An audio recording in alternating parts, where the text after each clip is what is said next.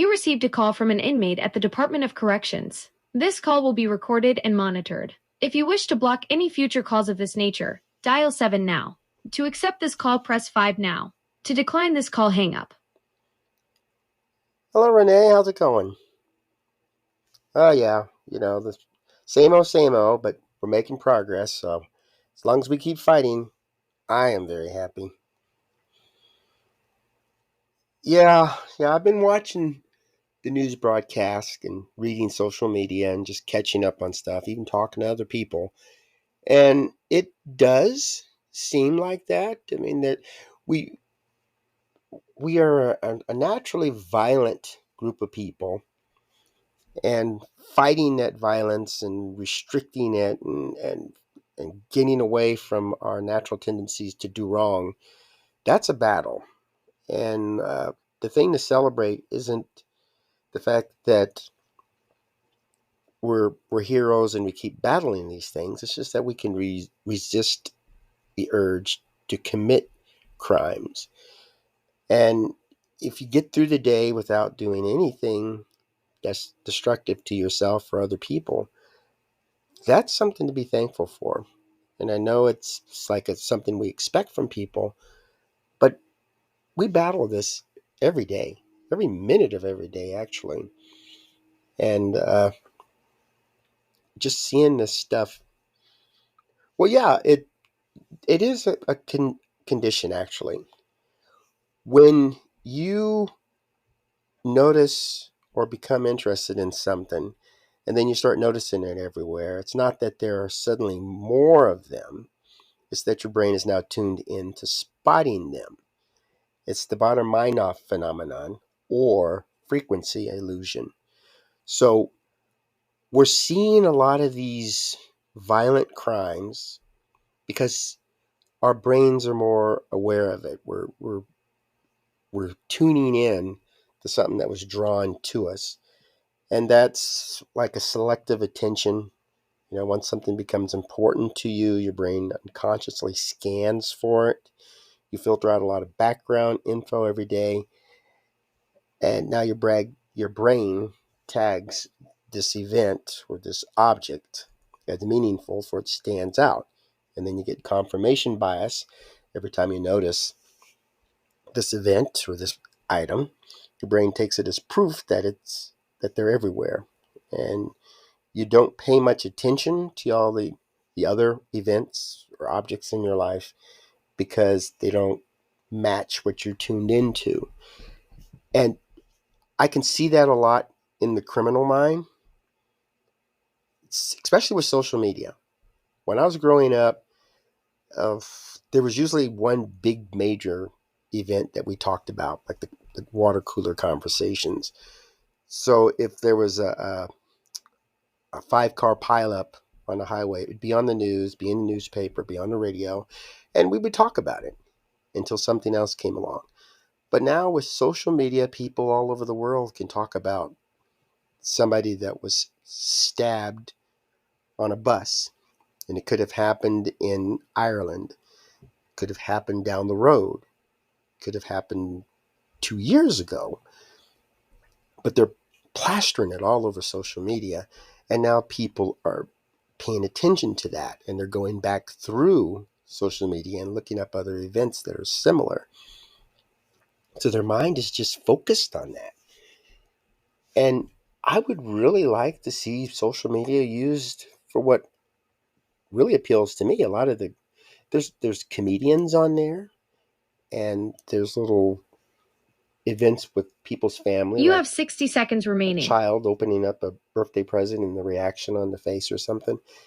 These things are appealing, but they tend to get away from us because we're focusing on the bad news now. And I know motive isn't important in convictions or sentencing, at least it shouldn't be. It is important in preventing stuff from happening. What causes people to see somebody You have 30 seconds remaining. instead of the event?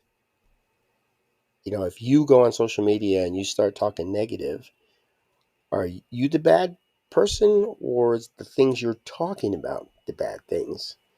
And we're focusing on the wrong stuff, and we just need to pull back. Yeah, I hope you do talk to people about that. Let's get the word out. Okay, well, thanks for the call, and take care of yourself. Oh, yeah, definitely. We'll keep fighting. We'll do what we can to make this work. Thank you for using Inmate Call. Goodbye. Take a moment to explore our YouTube channel at AQ Society, where you'll discover captivating and deeply thought-provoking stories that shed light on the realities of life behind bars. Hello, and welcome to AQS Inmate Call. And I am your host, Joel Wilborn. Now, this conversation is about social media pretty much. I use social media a lot just to get the word out, and I like to focus on one thing, and that's improvement. And the people I look for, my audience, like you guys, are the people that can actually do something about it. There's no reason to be sitting around saying all this bad stuff is going on and we can't do anything about it. If we're going to complain about something, we should offer a solution. If you just complain, especially about something that can't be changed, like if it gets dark after 8 and you prefer it getting dark after 9 or 10 and you're complaining, it's what I call nagging, because you're going to say it gets dark too early, it should be later. What can you do? It's not going to change until the seasons change. But if you're talking about it being too hot in your bedroom, you could turn down the heat or turn on a fan or turn on the air conditioner, open a window, or leave the room. So that's complaining. But if you complain and the people are saying, we hear you complain, then you come up with a solution. And on social media, there's a lot of complaining. People are just blah, blah, blah, blah, blah, this, that, and the other. And one popular thing I like to go back to, which tends to weave in and out of the news, is gun control. I've never walked into a gun shop and had a bunch of guns shooting at each other or shooting at me. Usually it's because somebody picks one up, a person, and usually the person picks it up for a reason. And when you see something on the news and it bothers you, is it because of what people are saying about it? Is it because of your past experience? Is it because of a thought that's just been hounding you? And maybe just like what I was telling Renee on my call, you've run into that frequency illusion where you're just starting to see negative stuff and you're thinking everybody's talking about it. Like maybe the thing with the immigrants coming into the United States. If you're constantly heard that these are illegal aliens and they're criminals and they're causing problems, you're going to see that more than the good. And of course, when people are saying that, they're wanting you to see that these people are bad and they need to be removed. And then somebody along the line comes along and says, well, not everybody is bad. And some of them are just scared and there's things going on in their life. And we have to take that into consideration, but we don't because we're not hearing that other side. And that's why we have our court system, so you could hear both sides of the story. Imagine going in the court and all you're hearing is that this person is guilty and the person isn't even allowed to speak up. And you'll go in there and immediately think this person is guilty. But you could go into the court, hear one side of the story, and then hear another side of the story. And if you're on the jury, you make your decision based on both sides. And if there's something that's a little confusing, you ask questions. I've been on a few juries, and there's not always the information we're looking for. We're just going through both sides, and we'll come to a confusing part, or maybe something the judge said, or maybe you want to ask something about the process. And I like the way our system works. It's not perfect. Nothing is. But it's better than a lot of the other countries. And we should be thankful for that, but we're not. We're just complaining. It's just constantly complaining. And then we want to drag other people into it. And if the suicide rates are going up, it could just be because people are seeing this stuff, like we were talking about, the frequency illusion. Now, I want to take you back to a story. Hopefully everybody's heard of this. Gulliver's Travels. Now, the main character goes into this crazy world, this crazy series of events. And one of them, Gulliver lands on a tiny island of Lilliput. Now,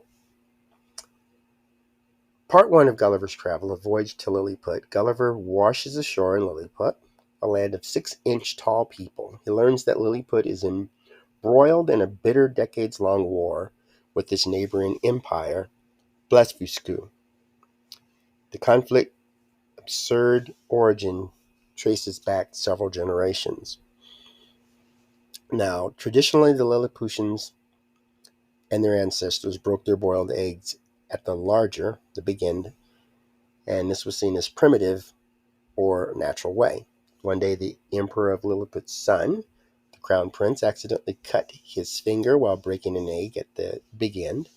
In response, the emperor issued a decree mandating that all eggs be broken at the smaller, little end to avoid such injuries. And this edict outraged religious conservatives and traditionalists in Lilliput who viewed it as a violation of sacred custom.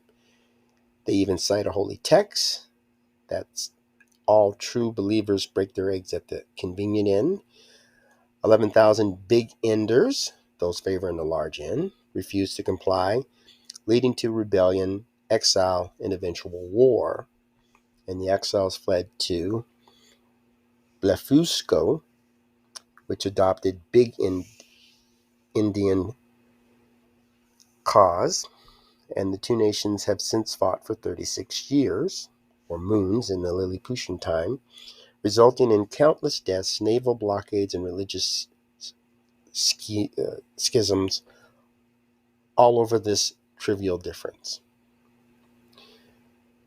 Now, Gulliver, as a giant outsider, is eventually recruited by Lilliput to help end the war. He captures the Blefuscu fleet by swimming out and towing their ships back with chains made from Gulliver's own hair. And this act forces peace negotiations, but the egg dispute remains unresolved, symbolizing endless petty divisions, kind of like the Hatfield and McCoy thing. And when I see that kind of stuff, I think, why are we fighting about these things? And what happens is people end up getting harmed. They're killing people. They're chastising people, exiling people, and fighting, destroying property, all kinds of destructive stuff. Because for some reason in their mind, they think this is going to fix it.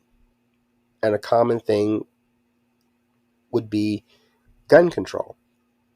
There's those that say the guns are killing the people and they all need to be eliminated. And there's others that say it's the people that's killing the people and their situation needs to be examined and the bad things in their life need to be eliminated. There's no simple solution, especially to a complicated problem like these disputes. And when people say, let's just agree to disagree, and some things that can work, especially in this thing with the eggs. If you have family members that want to break the egg at the big end, and then you have others that want to break it at the little end, it's not going to cause you guys to go to war or to move out. You'll just sit at the kitchen table and everybody will just kind of break their eggs the way they want. And that's why this story was written, because it shows how we just fight over the pettiest of things and we just let it grow. And when we were talking about gun control and saying that these people can get these guns, go shoot up schools, they'll leave notes behind, or people, as during the investigation, they'll find out that they talked to, that these people who killed all these folks had exhibited some kind of signs of trouble. Maybe some social media, or maybe some books or some internet searches that they were looking through, and that might gear toward it. And usually we don't find that out till too late. That's why I find that the prisons are full of information. Because if you capture a criminal and you sit down and talk with this person, it'll get a little easier to understand why this happened. And the interesting thing, what people are fascinated with, because they get into this illusion or this phenomenon, is that they start focusing on this stuff. They start seeing shootings, because it could be mass shootings, which were used with a gun, and in a lot of cases they call it the assault weapon was used, or that as they're looking at this gun and they start seeing this gun shooting all over the place, they could go in archives and start looking up the past 5 years. And even with these AI searches, they can run how many deaths were there in this city in this year, and then we're just fascinated by it. And the crime is the interesting thing on the internet, so people tend to buy the books or listen to the podcast. I mean, my podcast was ranked in the top 10 of the prison podcasts, and that's because it got caught up in that category and that mindset that people are looking for. So while you have a bunch of people saying it's the guns, do this, it's the guns, they're going to focus on that, not realizing that hands and feet kill more people than guns. But that can't be an issue really to talk about. It's like, what are you going to do about controlling hands and feet? You're not hearing about it as much because people are focusing on other stuff. And you're not going to resolve this issue, which is pretty much make it go away, because you're not going to end gun violence, but you can stop talking about the subject. And then there's that possibility it will not be in a person's mind, and they're not going to want to go shoot somebody. Because we had candidate for president, Donald Trump, there was an attempted assassination of him. And then when Charlie Kirk got assassinated, it was done in eerily similar manner. And I say, because this is on people's mind, if somebody had been talking about swords, killing people with swords, there's a possibility a lot of people would be out there stabbing folks with a sword. And then the internet would blow up if we need to have sword control, or we need to pay attention to people that carry swords. And then we would have this sword problem all across the world. Maybe somebody's driving a car into a crowd. It's not a coincidence that we could look at this as like a copycat crime. It's just that we're training our mind on this negative stuff. And with my YouTube channel, I try to throw some positive stuff in there. I'll quote somebody that might be making the news. During the election, I quoted Joe Biden and Donald Trump, Kamala Harris. I quoted them a lot just to show you a little bit different side of them instead of all this negative stuff. And comments would vary all over the place. But just for a moment, it took people's mind off a little bit. And then I would talk about past crimes and some advice on how not to commit those crimes. But as much as I do, I know it does have an effect for people who listen to it, because it does take their mind off of stuff. And in some cases, some of the stuff I publish may make a difference. We can't measure how many words or what situations that people get into that cause them to turn away from committing a crime. If you say something to your neighbor and your neighbor says, wow, that's good advice, and takes it to heart, that person might have later committed suicide had you not said anything, or maybe stabbed a friend had you not said anything. We don't have a way to measure that.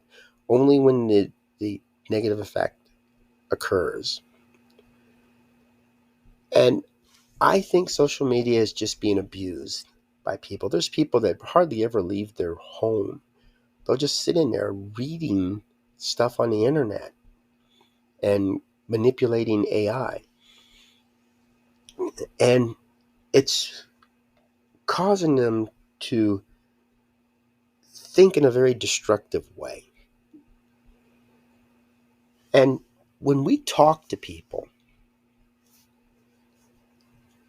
it makes a difference, especially when the conversation is two-sided. And we'll say something and this person listens, and then the other person says something and we listen. It's beautiful. It's beautiful having communication. I grew up where we spent a lot of time outside hanging out, and we'd sit under a tree, maybe eat a little picnic lunch or something, look up at the sky, and we'd come up with stuff. And a lot of this stuff was good things. When you just allow your mind to think without all these distractions, you'll tend to think of positive stuff. And if you do get to the point where it's negative, negative, negative, look at what's going on in your life. Is it social media that's causing that? Is it your home life? Because we also have a lot of information that's shared out there negative, but we have some positive too. We have a suicide hotline now. We have counselors. We have police officers, law enforcement that's being trained to handle situations that involve more than just theft. Okay, to help you in this illusional rut that we get into, why don't you just pretend?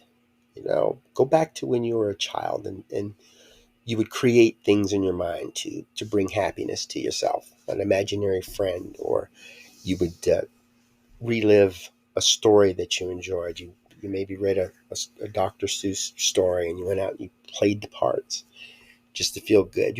We can still do that. We don't outgrow that. Now, we've got people that are blaming mass shooting and gun violence and death and destruction on these assault weapons. So let's play a game that the assault weapon is the problem. It's not the people. People are fine. They're all loving and caring, and they want to live a happy life.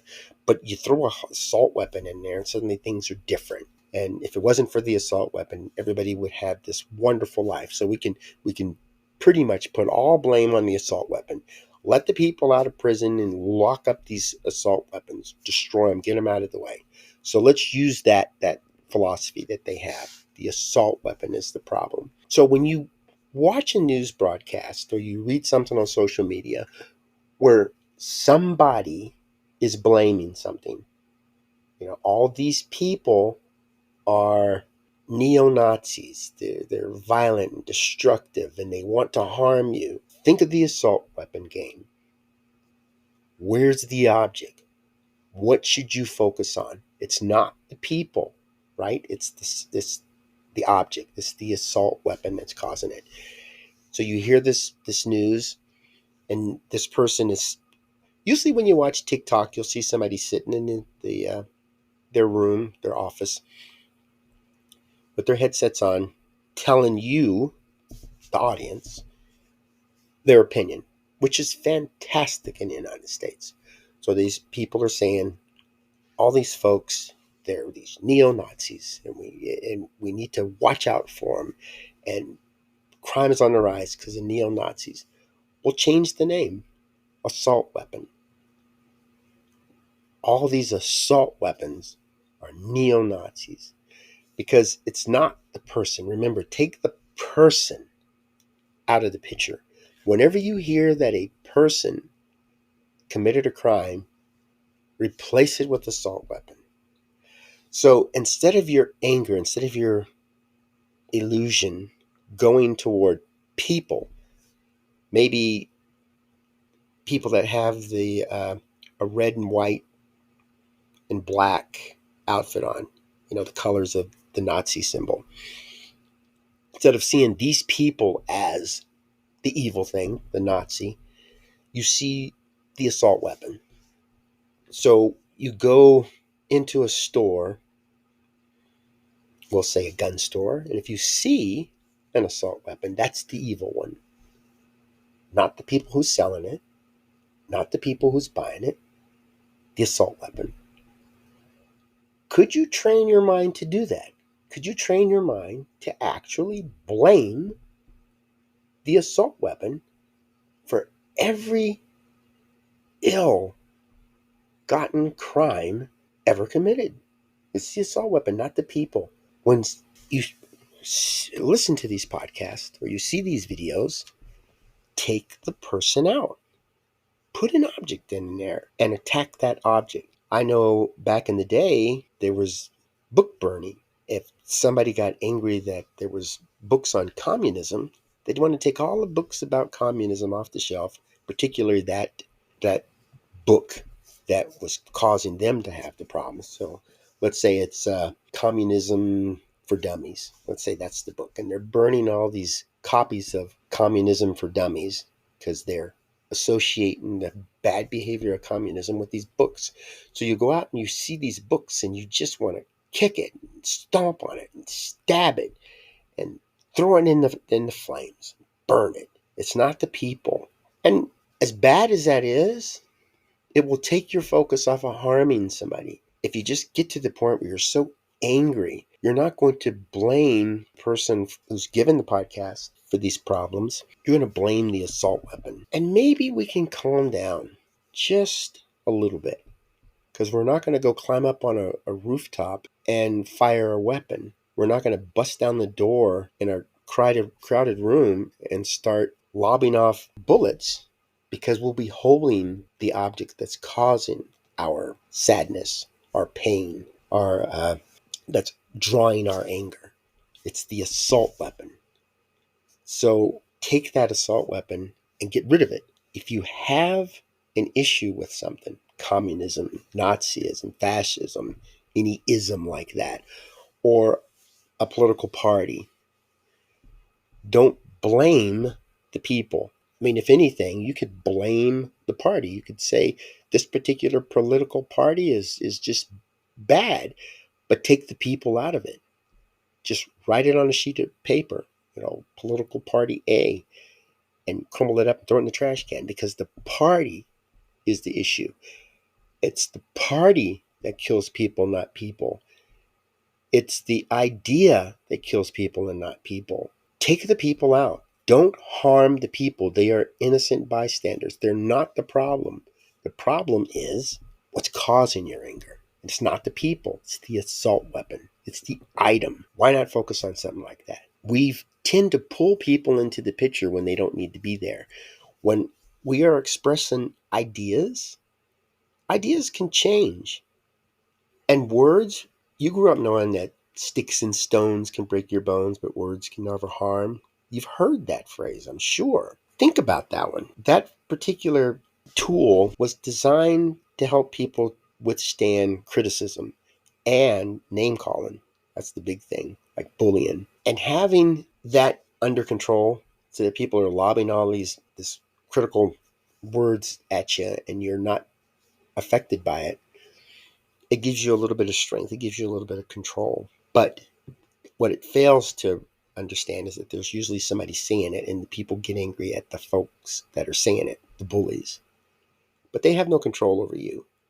You have complete control over yourself. And you have complete control on how you treat other people and how you see things. So don't see these bullies as the bad ones that need to be destroyed. See the words that's coming out. I don't use curse words and swear words to a great extent because I don't feel it necessary in my life. But when people use them around me, that's their prerogative. I don't really care. And so I choose not to use them. I choose not to let them affect me.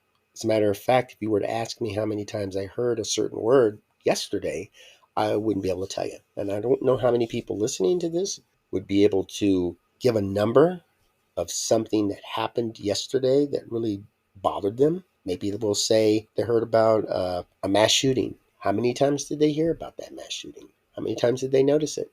Could they tune it out? I talk to people that don't go on social media. They don't watch the news media because they don't want to hear bad news. In their mind, every time they go to social media or the mainstream media, it's bad news. Never mind the fact that somebody won the Nobel Peace Prize, or a child was rescued from a whale, or a plane crashes and nobody gets hurt. When you can get a little bit of good news out, they're hiding from that as well. So let's just focus on the things that we create that are the bad things, not the people. So when you have the people on the other side saying it's people who kill people and not the weapons, they're going to be concentrating on the people, but they could lean toward harming the people. If you do focus on an item, like the assault weapon, you're less likely to harm a person. And if you focus on the people, these people are bad.